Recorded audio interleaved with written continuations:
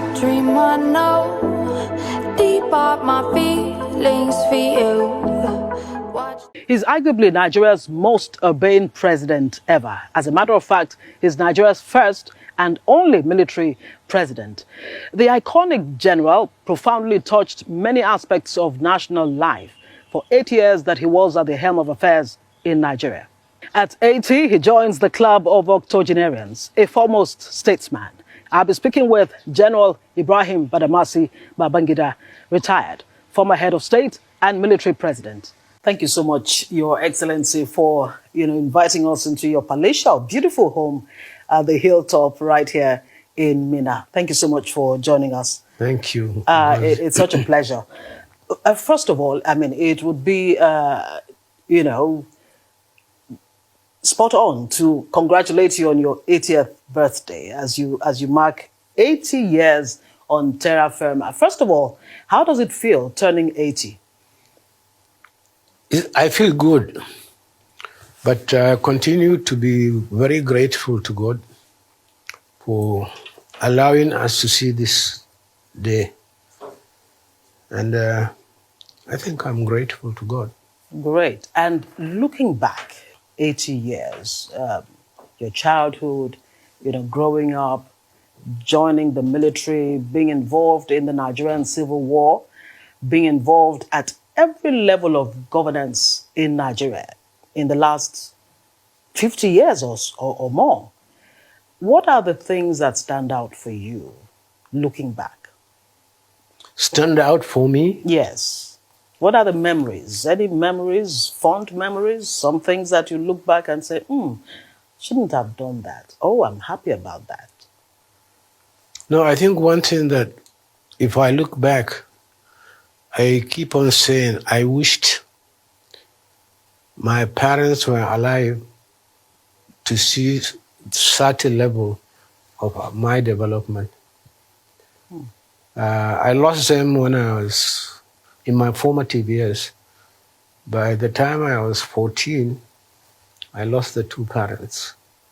And every day it comes to me that I wished one of them or both of them were alive when I became a military officer. Did losing them at a young age, at 14, did it affect you in any way? Did it form your worldview? Did it impact on how you relate with people, and all of that? How did their passing on at such an early age affect you? Yeah, I used to hear them talking. They were always wishing me well. They were confident that I will one day grow up to be somebody within the community. And as God will have it, they didn't get to see me grow up within the community. Of course, you've turned out to be more than more than their expectations. More than their expectations, you would say. Let's talk about, you can't talk about the history of Nigeria without, talking about the role that you have played. All the way back to 1966 when the first coup, happened. And then, of course, you had to, intervene at some level. In 1976, you quashed the coup, against the late Muritala Mohammed, and all of, iconic moments, iconic periods. Talk to us about that fight that you had to fight to keep Nigeria one, and the fact that today, Nigeria is still struggling with the issue of unity. Well, I think at that time, don't forget, the first problem started in 1966. Nigeria was 6 years old as an independent country. We were just struggling. We were trying to be a nation. We haven't fully become, how do I call it? We are just a group of people in an environment, geographical environment called Nigeria. But we were not, I didn't believe we built a nation. And That is the major problem. That is why there were instability within the country. Then this culminated into a civil war. And all developing countries, I think, had to go through that process. I was quite aware of this and convinced that this is all developing countries, especially in Africa. They had to go through this, Africa, Latin America, and so on and so forth. So we are not an exception. So you think the Civil War was not inevitable in your No, assessment? if you watch, before the Civil War, we had a lot of problems. We had instability in the government, in the system. We had Tea riots. We had Operation Wetier. We had a lot of stability operations in the country. This culminated into the Civil War. So it didn't come to us as a surprise. And let me back up just a little, and then we'll talk about why Nigeria is still struggling with, gelling together as one nation, where nobody's thinking, I'm Hausa, I'm Fulani, I'm Igbo, I'm Yoruba, Let's talk about your role in the military, and then, of course, the role of the military in governance over the years until 1999. Mm-hmm. A lot of people argue that the incursion of the military into, governance set Nigeria back decades, if not centuries. What's your thought on that? Do you think the military coming in to power was a great setback for Nigeria? Well, I saw the military's intervention as part of developing process in a developing country like Nigeria. I can take you back to, say, the whole continent of Africa.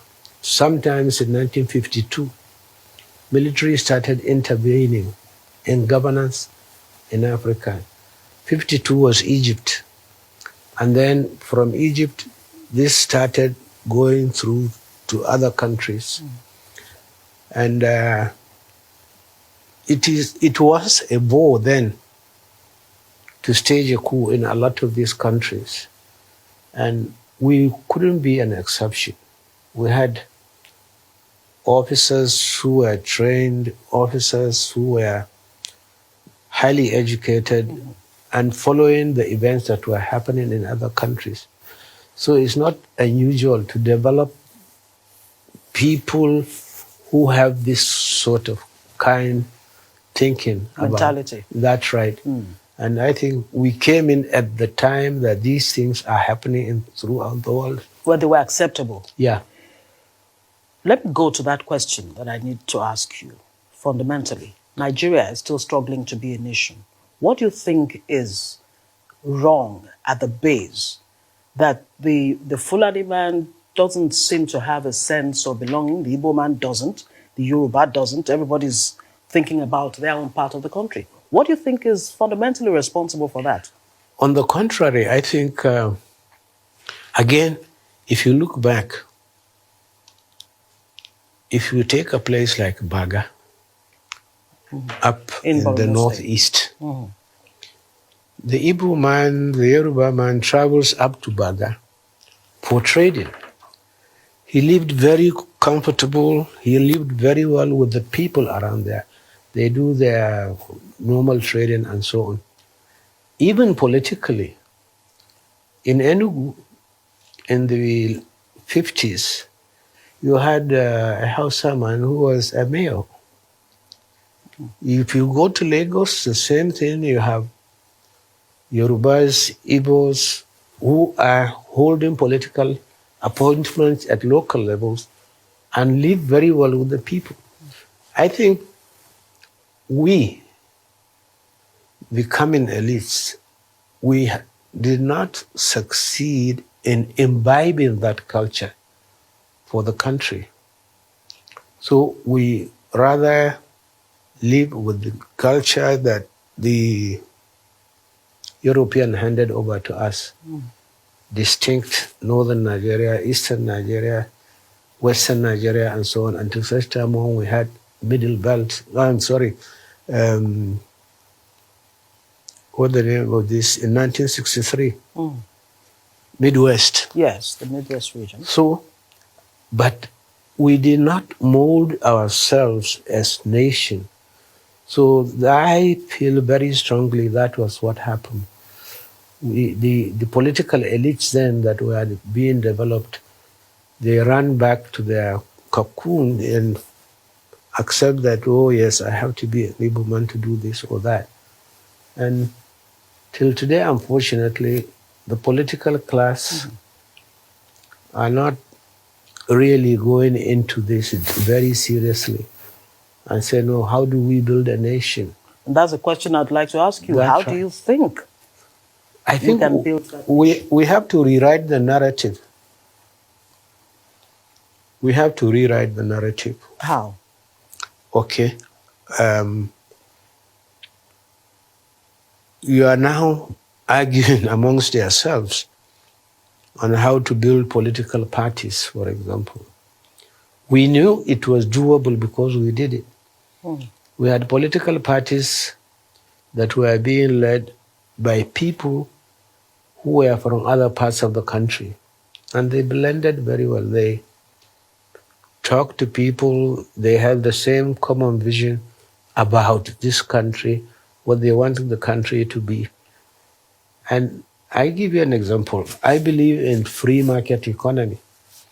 So anybody who will come to talk, not to talk about free market economy, I wouldn't talk with him because we don't have core values in the country. These are core values beyond which nobody is going to allow you to do anything. And the politicians, the elites, all, I think, we have to blame in this. So, Your Excellency, would you say then, based on what you have just said, that the tyranny of the elite is what has contributed, for example, to the security situation that Nigeria finds itself in right now? There's banditry, kidnapping, there's terrorism in the northeast, banditry in the northwest, secessionist sentiments in the southeast, even in the southwest, secessionist sentiments, banditry also, kidnapping all across the country. What do you think is a fundamental problem, and what is the way out of this vicious cycle of insecurity? I think the problem is leadership. There is a disconnect between the leadership and the followership. There is a disconnect. If there is no disconnect, when people relate with each other at various leadership levels and talk about the community, about the state, about the federation, then we wouldn't have problem whatsoever. We don't have core values in the country that everybody depends all the time. You defend that core value. You are a Nigerian, this is what you believe in, and anything short of that, you are not going to be, it is not going to be acceptable. I give you, when we were in the military, we talked about settled issues about Nigeria. The unity of Nigeria, as far as we were concerned, was a settled issue. Presidentialism was a settled issue. Market economy, free market, was not socialism, was a settled issue. The federation also is a settled issue.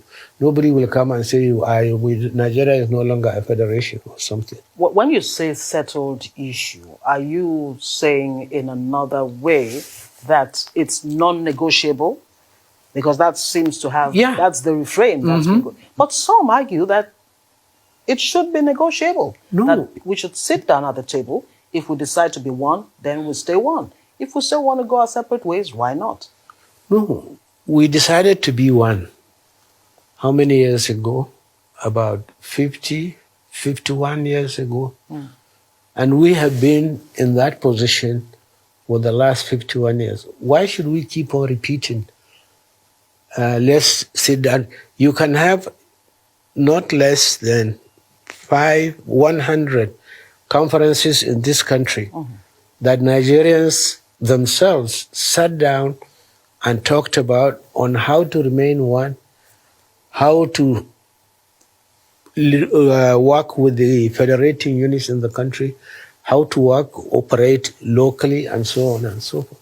I think there are issues that we shouldn't be talking about them now, but rather... What should we be talking about now? We should be talking about how to encourage, how to strengthen what we have agreed in the last... If you agree we are going to be united Nigeria since 51 years ago, we should now be talking on how to strengthen that unity. If we are going to have a federating unit, we should now be talking about how we want to see our federation. If we want to talk about the local governments, whether they should have free fund, whether they should govern themselves, we should tell them, or we should be talking on how this could be achieved. Do you think something similar to the Politburo, which you set up, to give Nigerians the opportunity to explore some of the issues you're talking about? Do you think Nigeria needs something similar? We've had the 2014 National Conference and so many talk shops that haven't not left I'm anywhere. glad you used the word talk shop. That's what it is. You went to the shop, you talked, you came back home, abandoned it. And then somebody says, no, we need that conference. Again, it has been done. Political Bureau has laid down everything. But I think the tyranny of the elites is what is the main problem. So what's the way out? The way out. When I told you leadership, the leaders should understand Nigeria and Nigerians. So anybody who wants a position of leadership, you must be a person who will be able to use your intellect for the benefit. There are things you believe, either in Niger or whatever, and I want to lead the state. Fine. This is, if you talk about, this is an agricultural state, agrarian state. My thought will be how to take advantage of that God-given situation. Yes. To better the well-being of the people. Do you think it's just a lack of understanding of Nigeria and Nigerians that's missing within the leadership, or just outright lack of love and care for Nigeria and Nigerians? Isn't that what, is possibly missing? From my experience, yes, Nigerians are very resilient people, very, very fertile-minded people. So if you want to lead them, you have to take a lot of things into consideration. They are very good. They are very resilient. They are very industrious. So how do I put all this together to achieve a common objective? Is that where restructuring, for example, comes in? Because a lot of people say, in fact, some have blamed you as part of the problem in terms of the structure of the nation presently. You created 11 states. If I'm wrong, please correct me. 11 states during your time as military president. And some say it further alienated the leadership from the followership, the leaders from the people. And you've been quoted as saying that the time to restructure Nigeria is now. If we say restructuring is the way to go, what manner of restructuring are we talking about? Should it be regionalism or what? No, it's amazingly interesting.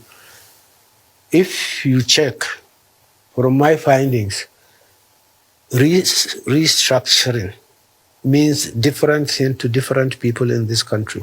We don't have a common interpretation. That's the first basic problem that we are going to have. What does it mean? We haven't defined it. The way I see it is what we started. Which is? Give the people at the lowest level to the highest level opportunity to participate on how they are governed or in governance. If I will tell you a story, we had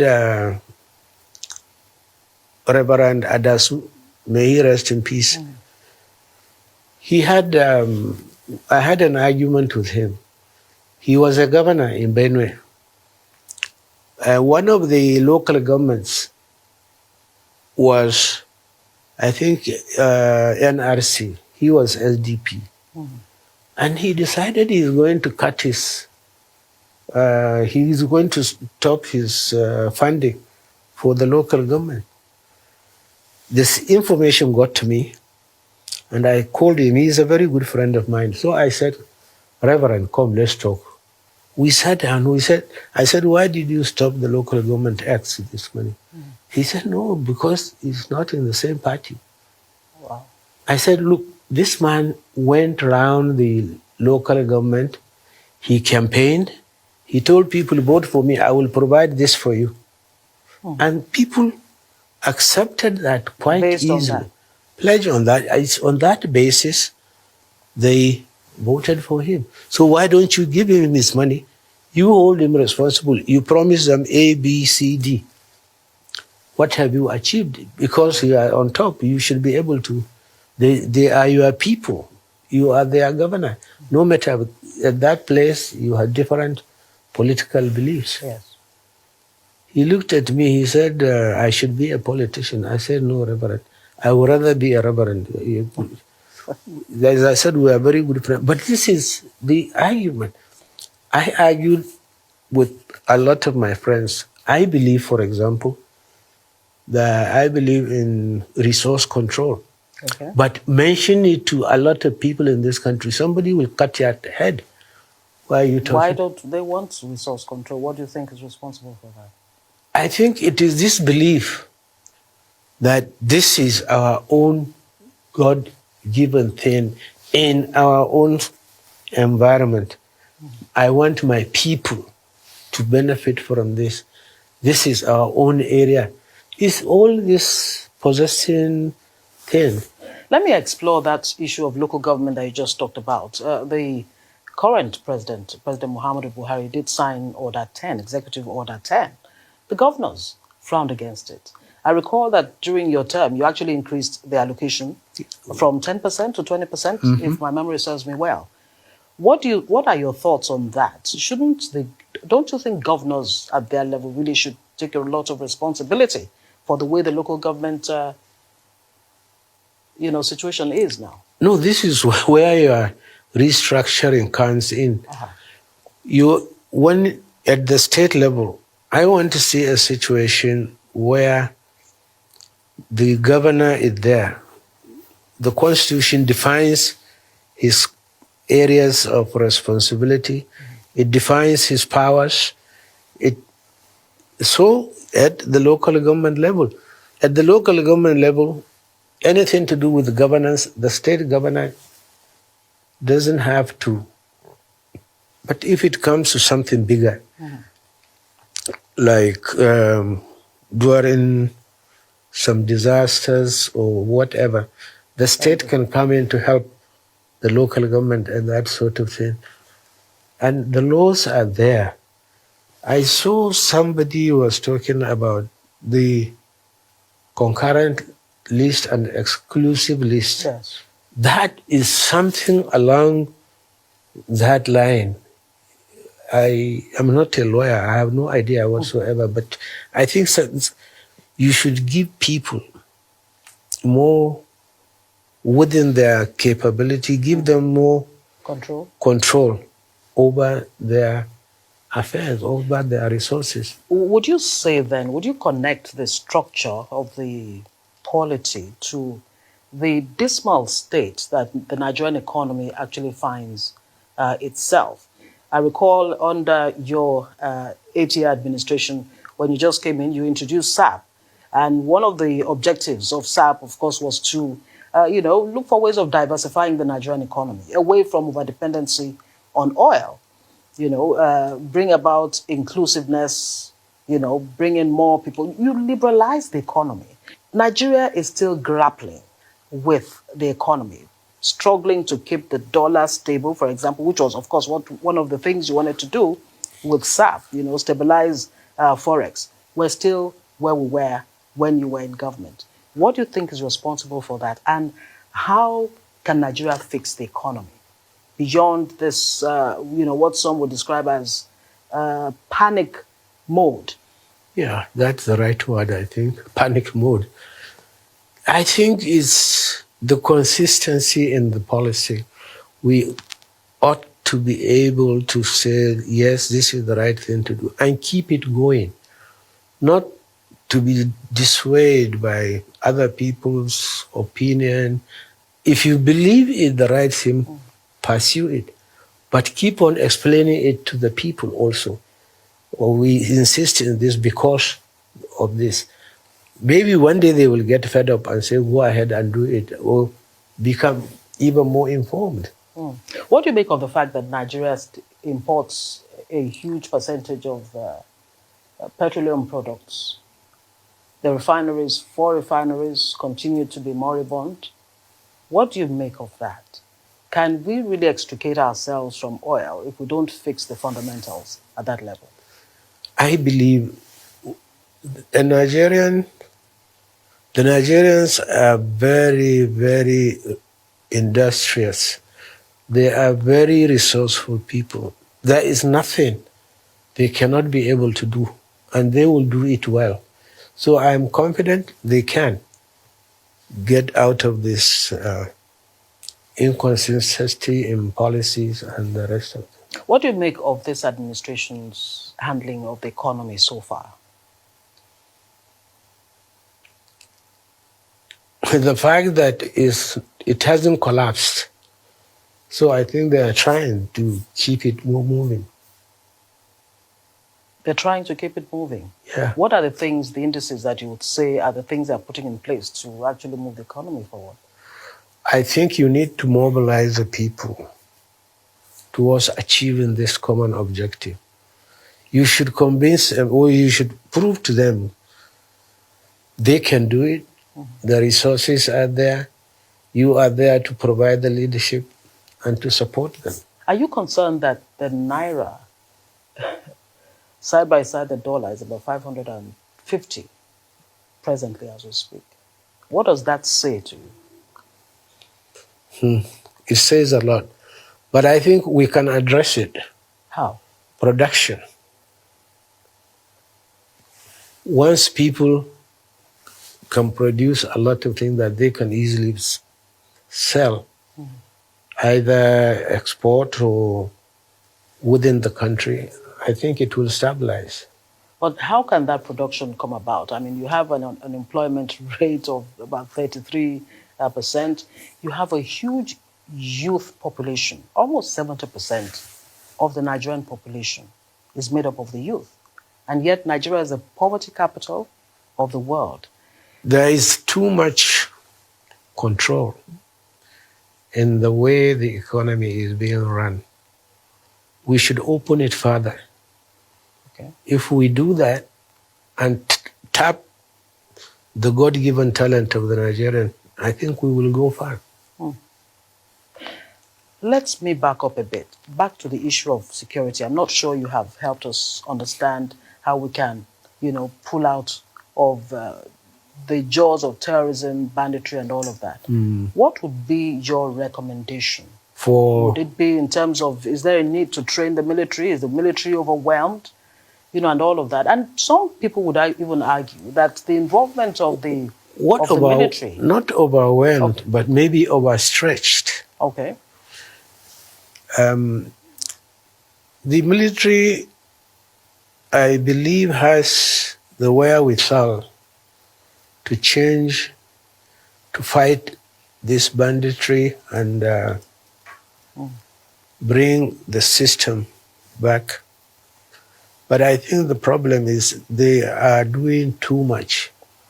they are overstretched, and subsequently, because of the space they have to occupy, they have fairly obsolete equipment.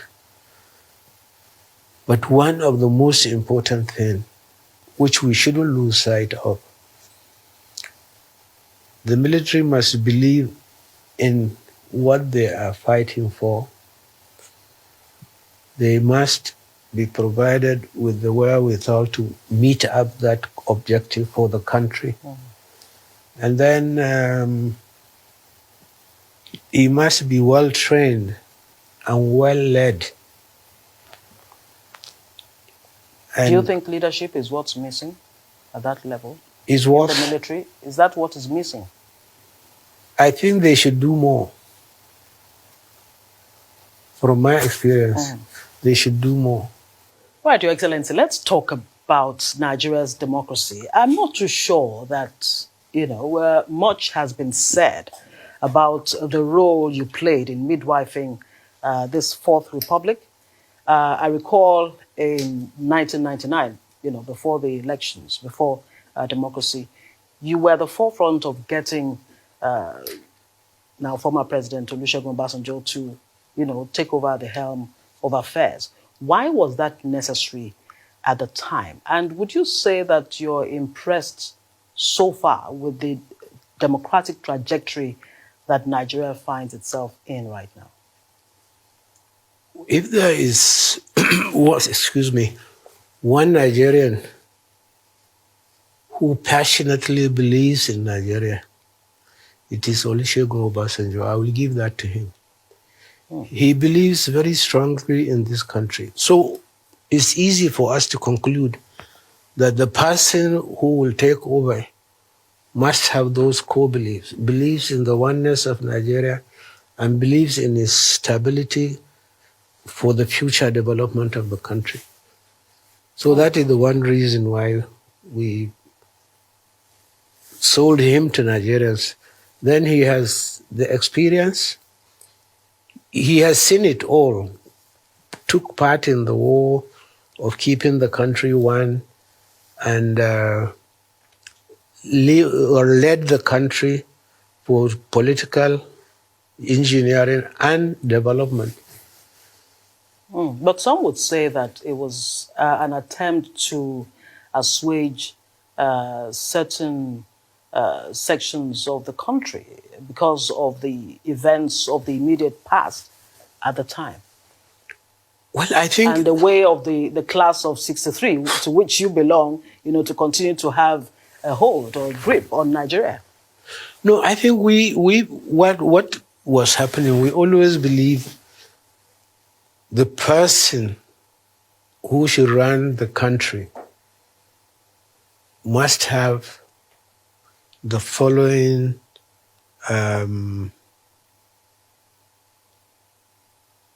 antecedents. If he doesn't believe in Nigeria, we wouldn't look for him at all, because we wanted a Nigeria, and this is what we kept on saying.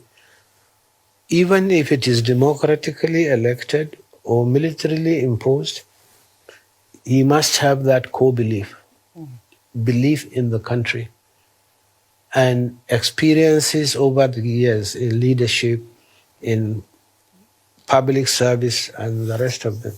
And how many administrations since then? Are you impressed with our democracy so far? Is it delivering? And I'd also like to know what role you're playing with the PDP. I mean, the PDP held on to power for 16 years. You're a founding father of the PDP.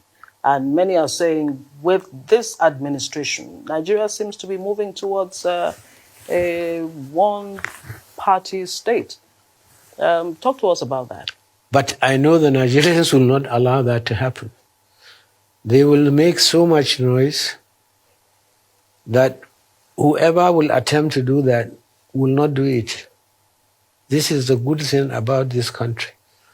They will talk, they will demonstrate, they will engage you in all sorts of things so as not to do the wrong thing.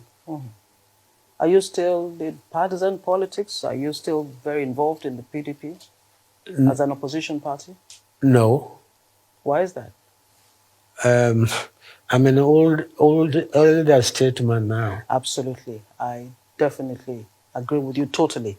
But we cannot talk about Nigeria's politics without mentioning the fact that when you were, president, military president, you came up with two political parties, the SDP and the NRC. That's right. And I still maintain it the best thing for the country. Where we are now, it seems it's still, that's what it is. Organically, though, Nigeria has become a two-party state. But like I mentioned earlier, it's tilting towards a one-party state. What was it that you saw that made you create two parties at a time?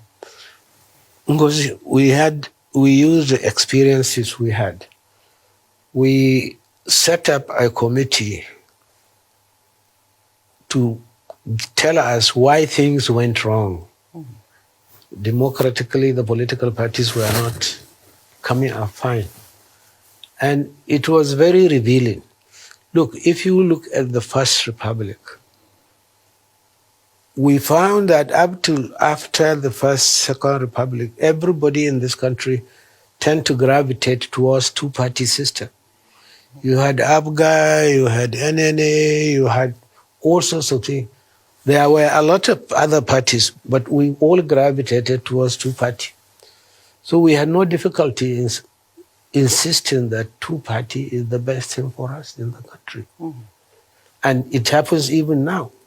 You had 70-something, but nobody is talking of them now. It's APC, PDP. You had during Murtala's time or during Obasanjo time, we came up with 5, I think. Yes. All gravitating towards two-party. So Nigeria can do well with a two-party system. So we concluded that and settled. And this is a settled issue. Let's make two-party system. So you're happy with the way it's evolving now organically. Let's talk about 2023, still a couple of years down the road. So much has been said about the need to give a sense of belonging to, every part of the country, including the Southeast.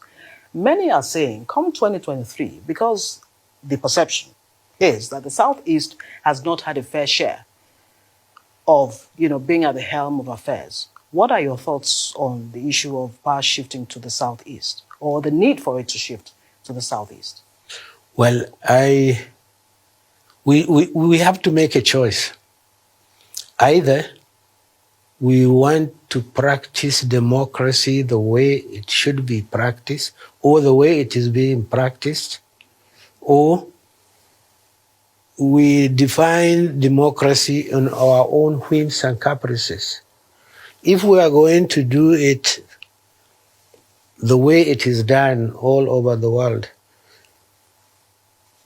you allow the process to continue, but it is through the process that you will be able to come up with a candidate that will lead the country. His qualifications, his beliefs should be known to Nigerians before somebody ever throws his hat into the ring. Regardless of where he comes from? Are you saying that Nigeria at this time should jettison the idea of zoning or power shifts and all of that? Whether we do it now or we don't, we will have to do it. Time will come when somebody will imagine this country. He is from Ukbila or from Mina. The thing is, he is known, everybody knows him. Everybody tends to accept what he believes, and then if he throws his hat in, say, yes, I had that name up before. Why not? I have started visualizing a good Nigerian leader. Who is that? A person who travels in this country and has a friend virtually everywhere he travels. He knows at least one person that he can communicate with. a person who is very vast in economic because of the development, and then a good politician who should be able to talk to the Nigerians and so on. I have seen one or two or three already. Young, middle-aged, elderly? 60s. In their 60s? Yeah. You think that person should emerge in 2023? I believe so, if we could get him. So what do you think about this irredentist, secessionist sentiments coming not only from the southeast, but also from the southwest? There is a general situation with Nnamdi Kanu and Sunday Igboho, who have been championing the cause of their parts of the country. Do you think it's a good thing? What are your thoughts about that? Well, my thoughts are,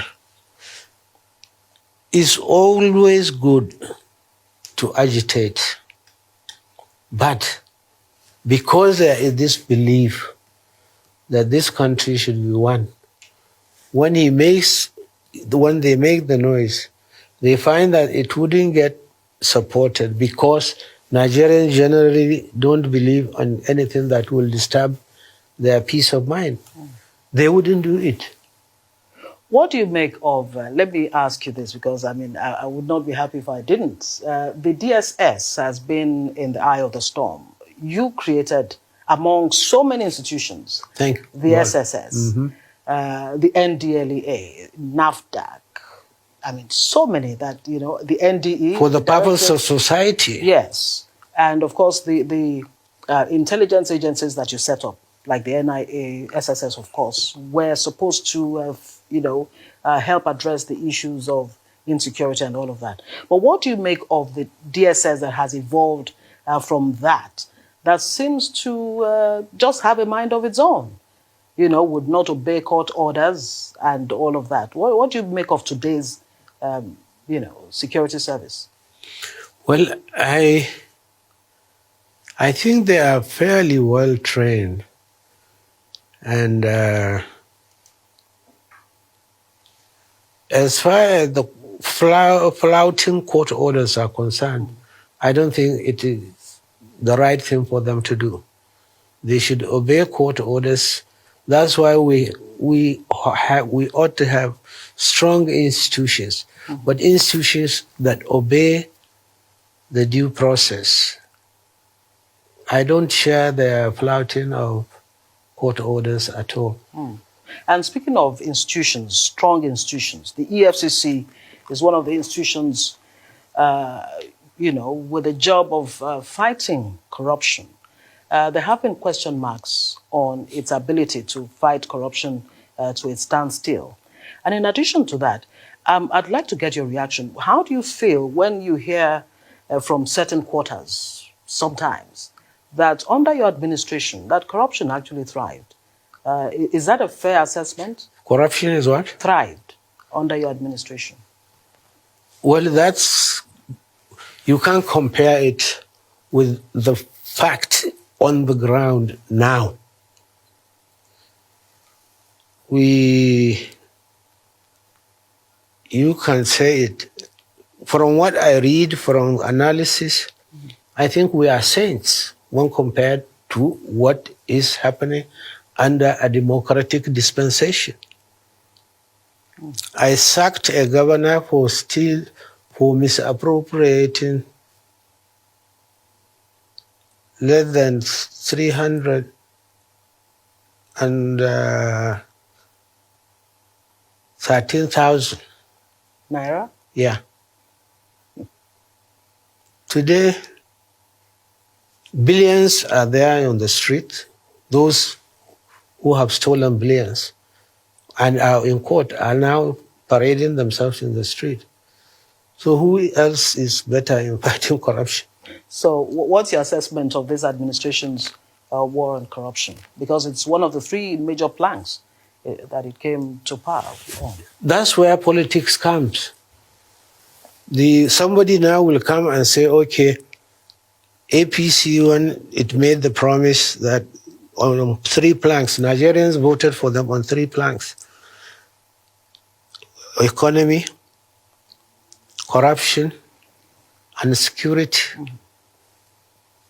So it's for the others or for the Nigerian to decide, have this been met? As a Nigerian, what would you say? I will rather wait and see what the other party, how they react. If they convince me that they didn't succeed in this, and they show me proofs, I will go for them. By the way, what's your relationship like with the current President Muhammadu Buhari, considering the fact that you were involved in the coup that, ousted him from power? Our relationship is still very good.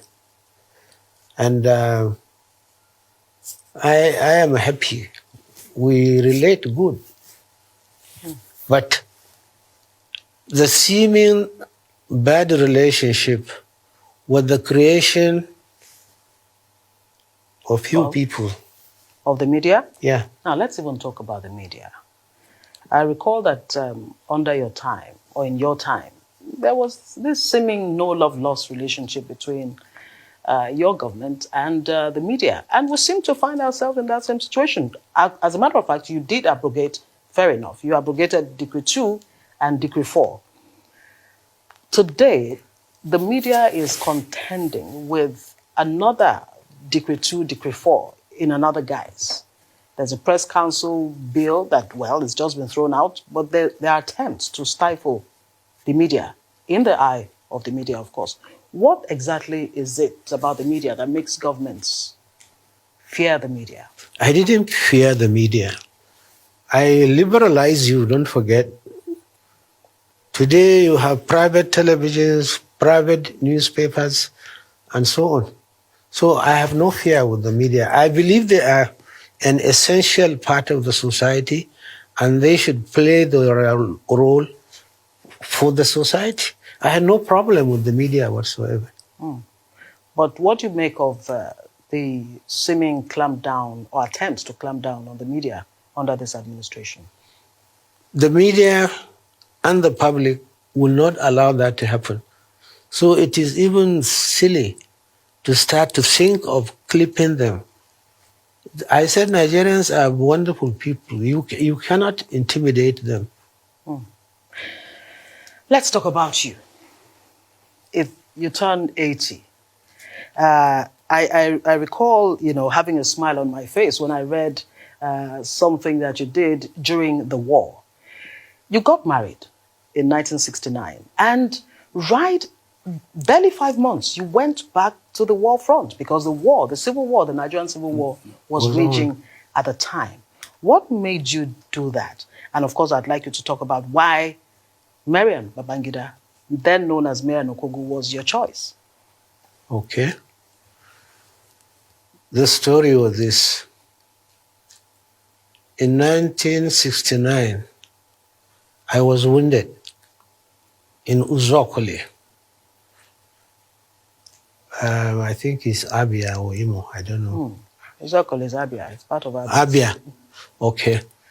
So I was lucky, I got to Lagos. I was flown on that same day, which is very unusual, but God is kind. And General Gawan got married around that period, April, May. Okay. And here was a military, my commander-in-chief. And I was very impressed with the way the marriage was going on and so forth. The first thing that struck me, because I was in a hospital bed, I said, by hell, I could have been dead.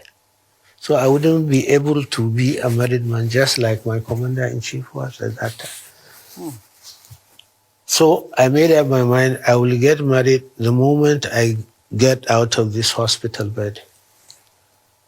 And God was kind, I got well, I came back. So getting married became my first priority. That's it. And you met her? I knew her. Okay. Before you got wounded? That's right. I was very frequent to their house. And her brothers, her cousins are all very friendly with me. So when I asked, there was no opposition whatsoever. Wow. And many years later, until, of course... Few months later, we got married. When you were president, of course, you came up with a better life for rural women. And that seemed to have marked some kind of, entry points for women involvement in governance. Tell us more about that. I think what went for her, she worked with some of the best brains, women in this country. And they were really, really committed to uplifting the status of the women in the country. Some of them in the universities, some of them in the public service. They were always working. What do we do? How do we do it? And that was the secret behind the success. And unfortunately, you lost her in 2009. Not just you, Nigeria actually lost Thank you. a regal woman. How has it been since then? Because you didn't remarry. Why? They don't like my face. The women. Are you sure that's the reason why? No, well, I think it's not easy. That is the way I am. And you had 4 children together. Yeah, very nice kids. I mean, I could say so too. I've met Aisha and, lovely lady. A lot of people have described you as a great builder of men and women, of course. What exactly was the motive? Was it to earn their loyalty? Because the hilltop here is a mecca of some sorts. Anybody who wants to become president, sees it as a duty to visit you, to consult with you. But he doesn't become... Wherever they wanted to, whatever they want to be, they think they need to consult with you. What exactly is it about you that attracts people from everywhere, from all over the world?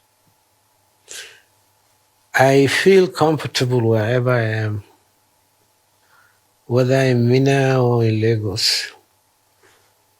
And I quickly make friends. I don't disown people, even those I know very well. I don't disown them. I stick with them. I think I will say that is the main reason. How would you like to be remembered? What would you say your legacy, is? And before we round up on this discussion, do you have any regrets, whether in terms of the role you played when you were president? Have you had closure on some of those things that seem to be a dark shadow over the great achievements, that you scored under your presidency for 8 years? What are those? Regrets? Yes, if any.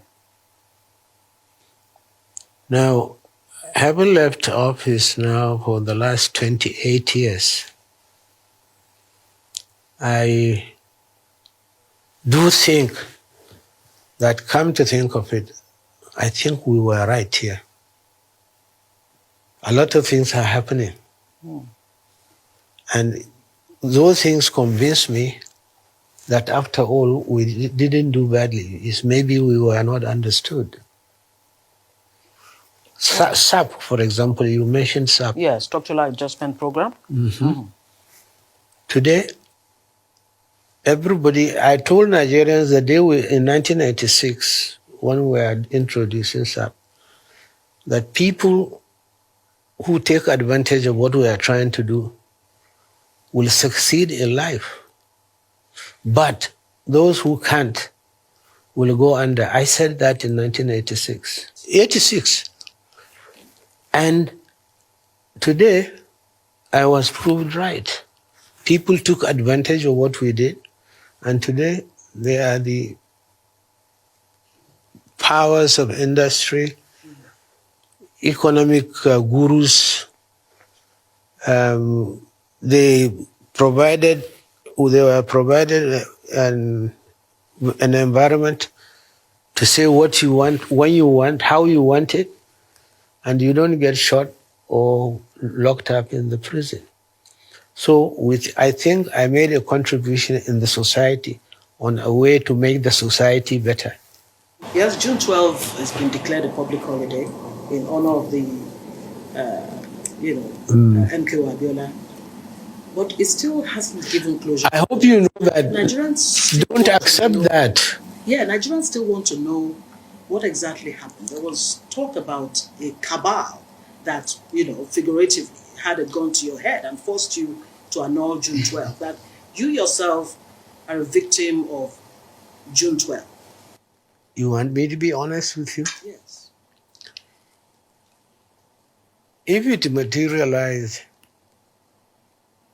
there would have been a coup d'etat, which could have been violent. That's all I can confirm. It didn't happen. Thanks to the engineering, the Maradonic way we handled you guys in the society. But that could have given room for more instability in the country. Was it pressure from within the military or outside too? Because it's both. The military, they can do it because they have the weapon to do it. The other part of the society, agitation. Are you still the evil genius? Did you call yourself that? No, I never did. The media did. Okay, and people call you Maradona. What was that all about? Why? That's a very good thing about the Nigerian media, about the Nigerian people. You have to anticipate them. If you anticipate them, then you live well with them. If they call me evil, I marvel at that.